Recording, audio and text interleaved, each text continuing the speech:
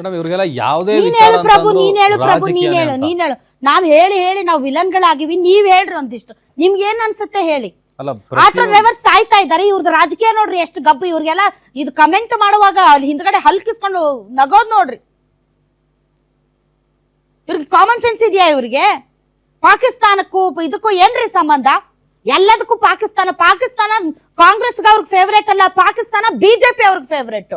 ಪಾಕಿಸ್ತಾನ ಇಲ್ಲದೆ ಬಿಜೆಪಿ ಅವ್ರು ಒಬ್ರಾದ್ರೂ ಒಂದು ಕಮೆಂಟ್ ಪಾಸ್ ಮಾಡ್ಲಿ ಹೇಳ್ತೀನಿ. ಆರ್ ಅಶೋಕ್ ಅವರಾಗ್ಲಿ, ಅಶ್ವಥ್ ನಾರಾಯಣ ಅವರಾಗ್ಲಿ, ಬಹಳ ಜನರಿಗೆ ಬಿಜೆಪಿನೂ ಅಷ್ಟೇ, ಕಾಂಗ್ರೆಸ್ ಅಷ್ಟೇ, ಯಾರೇನು ಇಲ್ಲಿ ಹಿತವರಿಲ್ಲ ಕರ್ನಾಟಕ ರಾಜ್ಯಕ್ಕೆ. ಒಬ್ರಾದ್ರೂ ನೀವು ಆಟೋ ಡ್ರೈವರ್ ಸಂಕಷ್ಟಕ್ಕೆ ಮರುಗುವಂತ ಹೃದಯ ಇದೆಯೇನ್ರಿ ನಿಮ್ಗೆ?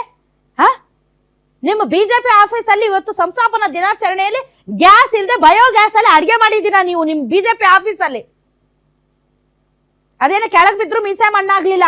ಯಾರೋ ಒಬ್ರು ಹೇಳ್ತಿದ್ರಲ್ಲ, 200 ರೂಪಾಯಿ ಆದ್ರೂ ಪರವಾಗಿಲ್ಲ, ಮೋದಿ ಅವ್ರಿಗೋಸ್ಕರ ಬಟ್ಟೆ ಬಿಚ್ಬಿಡಿ ಅಲ್ಲ, ಏನು ಬೇಡ ಅಂತ.